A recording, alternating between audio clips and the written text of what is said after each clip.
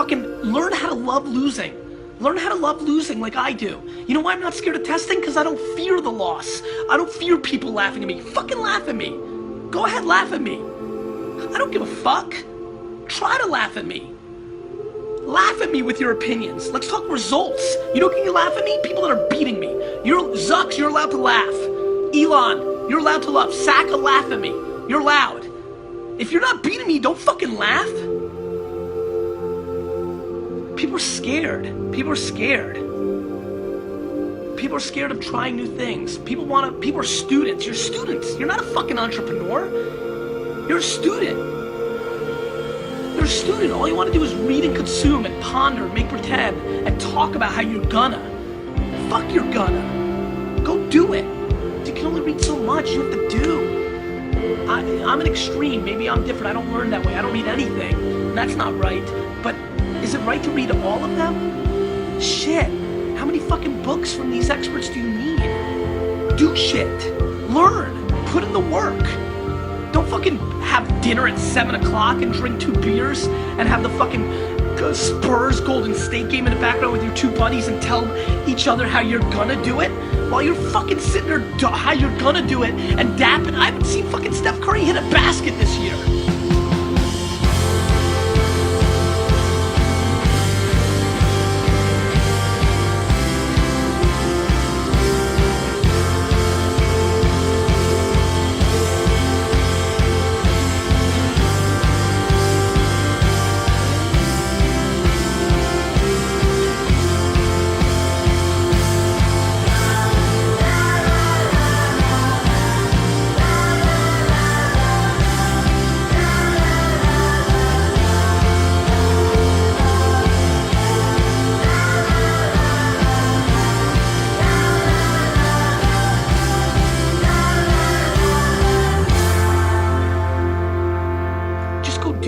My biggest goal is I have no fans. That my fans learn from me and get inspired from me and then don't consume me. I don't care how big my subscription numbers are or how many people follow me.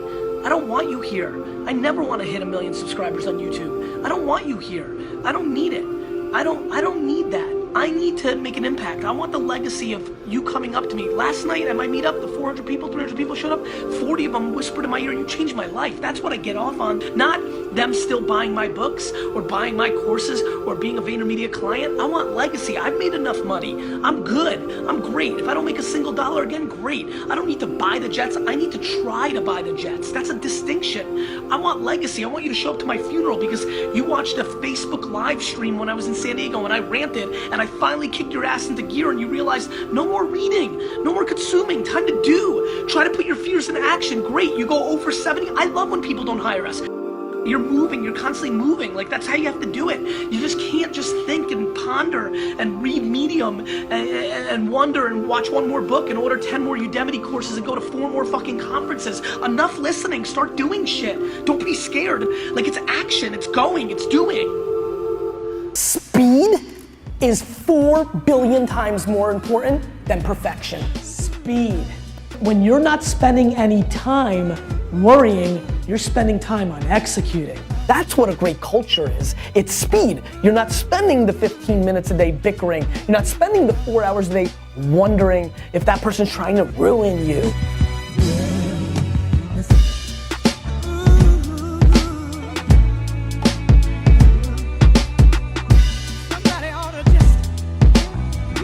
It's a race, and the speed is a variable for success to me in a big way. Hustle, and so the patience and speed are very much rubbing against each other, but it's like the diamond comes from that.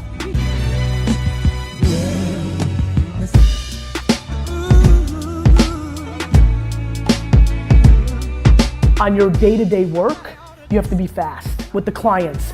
They email you, you email them back. Like your day-to-day, but your vision, what you want to achieve in life, you're not gonna build it in 1 year. And so many people have it reversed. In the day-to-day, they're slow. And in the macro, they want their business to be huge the next day. People talk a big game. Gary Vee, you're gonna buy the Jets, I'm gonna buy the Rams. Yo bro, nobody, unless they were a trust fund baby, ever bought the Rams when they go skiing for a week when they're 24.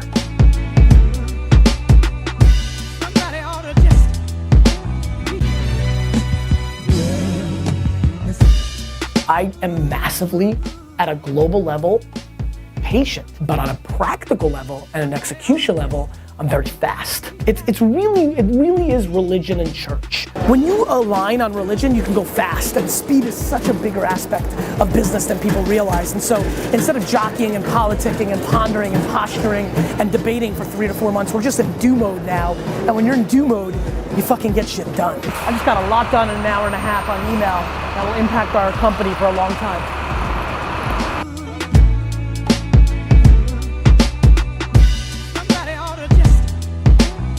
I think it's crazy when Goliath loses to David. Goliath should never lose to David. Yeah. That means bad strategy. If we're David, because it's us versus WPP, like get a fucking rock and put it in his fucking eye. If you don't give a fuck about what people think, you can do everything. The reality is, I think speed trumps so much that I'm blown away by people that get caught up in this, and really it just leads to you being disproportionately not successful because you're too slow, you're overthinking things. Speed is the only thing that matters, and opinions predicated on people's insecurities and ego slow shit down. Absolutely, completely. Document versus create. People aren't starting, they're just not making. They're thinking, they're pondering, they're strategizing, they're debating. A lot of people look at finished products. They look at LeBron today. They look at Kobe today. They look at Beyonce today. You know, the difference between understanding who you are versus who you wish you were. I mean, if you want to be respected and really known, show the fuck up. Enough listening, start doing shit. Don't be scared, and if you're scared, find somebody who's not scared. Make them your partner. Like, it's action, it's going, it's doing. And if you're passionate about something in your world, you can make a big difference. You've got to pump out content. Wine Library TV worked. And Steve, I look like a hostage in Iraq. Hello everyone, and welcome to the first episode of Wine Library TV. But here's where people that pump out content make a mistake. They care about the camera and the lighting and all that other horse crap. It means nothing. Everything I believe in was not possible 5 years ago. Anybody can get in the game and talk about the things they love the most, build a business around their passion. Hello everybody, this is Gary Vaynerchuk, and this is my 120. Hey everybody, it's Gary Vaynerchuk, GaryVaynerchuk.com. I'm playing with airtime. Not really, it's down right now. You know, that's the whole promise that we never believed before, which was do what you love. You always heard do what you love, but you won't make as much money. You know, the game has changed. You know, we talk about all these products. Don't be scared to be multi-dimensional. You're not unfocused. You know, nobody in this world should define who you are. You can be so many things. You can crush it doing video blogging, and you can crush it doing blogging. I mean, it just comes down to what are you good at? I think that's been turned on its head. Do what you love, and you'll probably make more money than you could ever imagine. I think it's much smarter for you to talk to the world about your process of going through this than the advice that you think you should be giving them. I think documenting your journey on Medium, your own personal blog, YouTube, The Ice Bucket Challenge. you going through this journey, I mean, it would be really cool to have content right now about when Vera Wang started learning, like literally learning how to create a dress, right? We are sitting where the gatekeepers are no longer in control. Guys, I was in my office in the dirty jers, right? And I started taping Wine Library TV. One of the great things about DailyVee is that D-Rock's around a whole lot, and some things are obviously gonna be for the show, but sometimes things come along that can stand alone, and you need to be thinking about documenting more than you need to be thinking about creating. What do you think the appeal is of the Daily Show, DailyVee? I think that I wish I documented all my truths to this level, because all the people that think I was smart about Twitter, they don't even know how much. And I think this will do that. Why do people always say stick to wine? Stick to what you know, stick to science, stick to cooking. Why do we always want other people to stick to? I don't want to stick to crap. You know what I want to stick to? I want to stick to what makes me happy and what I want to execute again. You know, that's what I want to do. You didn't think it was true that they were 15, 16 hours a day. You thought they were hyperbolized and they were 8 or 9. You didn't realize every minute was something. You didn't realize that it's every day. I wish I did this 7 years ago. I wish you got to see the last 7 years. Every minute, every day, always, forever. The world is changing, we're more connected, and your legacy, your maneuvering, your decision-making process has to start at your long-term legacy. Big picture always wins. If you're pumping out good shit, people will follow. But if you for a second, a half a second, don't believe in what you're doing, whether it's your personal brand or the product you represent, you need to get out now. Always think of the big picture, the legacy. Who are you going to be viewed at when it's all said and done? If I actually, from where I started, go on to buy a $4 billion sports organization, and I documented the entire journey, my words are motivating and I'm good at that. But the reason I do DailyVee and the reason I'm documenting so much is if I can put out a body of work 40 years from now that showed the process of a young man that put in the work, had the vision, did it the right way, tried to help people along the way because he was trying to build the biggest building in town by building it, not by tearing everybody else's buildings down. And then I actually accomplish it, well that becomes a real great American dream story. And this is why I want to build a massive business, because I want to teach the world that you can build $1 billion empire on good. Like there's no reason, this unfortunate narrative that affected a lot of my friends of Steve Jobs, like it became the move to be a dick because you're gonna get the best work out of people. I'll tell you right now, I'm 40. So far, here's what I got for you. People work way better when you deploy honey than vinegar. I've gotten much better work out of people because they're guilted to let me down versus being scared of me.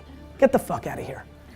You should start a pillar show, whether it's, vlogging I think is very fascinating. You know, you should be doing Instagram stories and Snapchat stories at scale. You should be putting out 7 to 25 pieces of content on both those platforms a day. And let me explain how. Don't go fancy. Document versus create. It's a big shift. When I say 7 to 25, you say, my God, how do I produce 7 to 25 meaningful things that will have me respected? Versus document. You gotta put out stuff. And you gotta fabricate it. Like when you're I still can't believe how many people that live in New York don't use New York people. If I were you and I had an hour right now, go in the fucking park right now, I don't know, go back to your basketball roots, stand outside the garden right there and be like, what do you think about the Knicks' upcoming season? Yeah, interview 4 people, one person gets into a thoughtful conversation, he was the former ball boy in 1957, it's a nice story, and boom. You see where I'm going? People aren't starting. So you can't create, distribute. There's no excuse for not talking to the world, it just doesn't have to be your thoughts and words every time. My friends, the key to content success is you've got to start documenting instead of creating. Let me tell you how. Just start.